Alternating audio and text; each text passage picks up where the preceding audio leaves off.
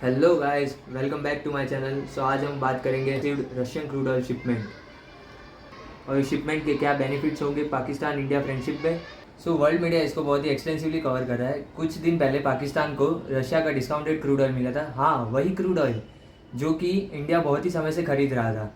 So basically जानते हैं कि इस क्रूड ऑयल में इंडिया का क्या रोल था और ये पाकिस्तान को कैसे मिला और इसमें इंडिया को कैसे बेनिफिट्स है। सो न्यूज़ में क्या हुआ है मैं आपको जल्दी से बताता हूँ कि रशियन क्रूड ऑयल कराची पहुंचा था संडे को, लेकिन ये गुजरात के वाडीनार में रिफाइन होके पहुंचा था।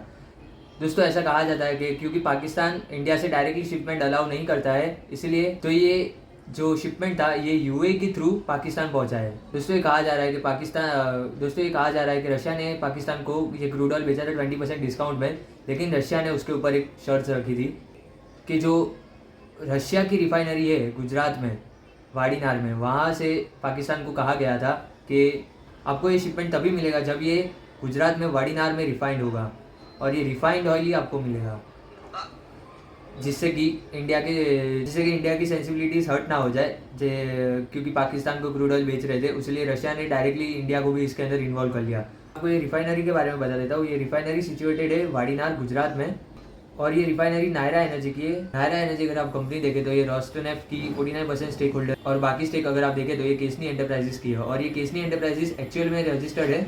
और ये केसनी एंटरप्राइजेस अगर आप एक्चुअल में देखें तो ये साइप्रस में रजिस्टर्ड है। ये अगेन बताता है कि ये बैकडोर है, इसके पीछे कोई और कंपनी है। सो रशियन ऑयल, ऐसा कहा जा रहा है कि रशिया के प्राइमोस्क एरिया में ये क्रूड ऑयल ये शिपमेंट लोड हुआ था 8 मई को और ये वडीनार पहुंचती है। लेकिन ये पूरा रास्ता है जो ये आप देखें तो ये बहुत ही अलग अलग चीज़ों से भरा हुआ है।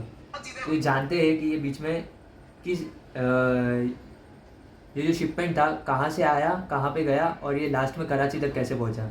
So let's see. तो ये जो आप देखें ये फर्स्ट कॉन्टैक्ट हुआ था रशिया और पाकिस्तान के बीच में 1 लाख मैट्रिक टन्स का, जो कि कैरोलिन बेंजिंग रशियन ऑयल कार्गो कैरोलिन बेंजिंग के नाम के कार्गो में ये शिफ्ट होने वाला था, ये लोड होने वाला था और ये रशिया के प्रीमोस्क से लेके वाडीनार तक जाने वाला था और ये वाडीनार पे रिफाइंड होके ये फिर ओमान के वाटर में जाके यूए के एक प्योर पॉइंट नामक वाली कंपनी उसे वहाँ से लेके कराची पोर्ट तक ट्रांसफ़र करने वाली थी।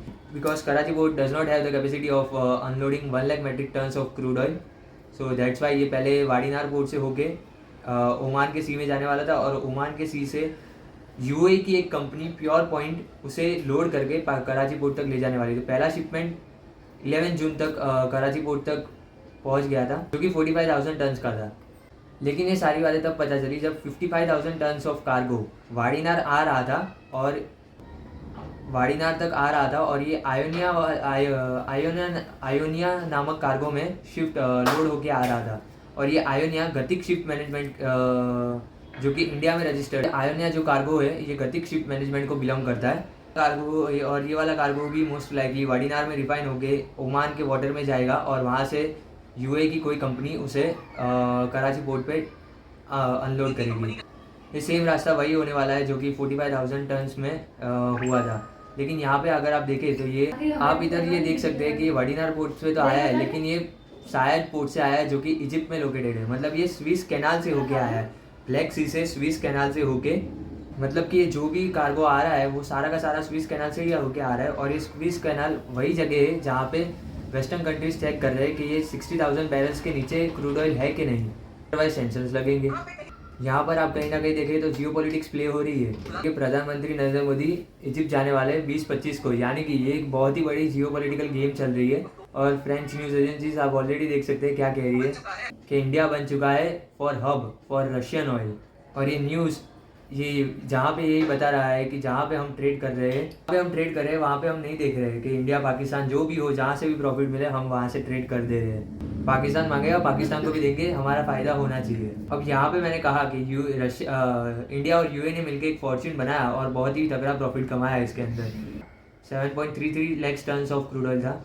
सो बेसिकली इंडिया और यूए मिलके इसके अंदर $17 प्रति बैरल का प्रॉफिट कमा रहे हैं। और बेसिकली आप देख सकते हो ये crude oil 7.33 ton lakhs of crude oil था, जिसके अंदर बेसिकली इंडिया ने 12.1 मिलियन, अगर आप कैलकुलेट करो तो basically 12.1 million approx profit generate किया है। So it is basically a good news for India and bad news for Pakistan. Thank you.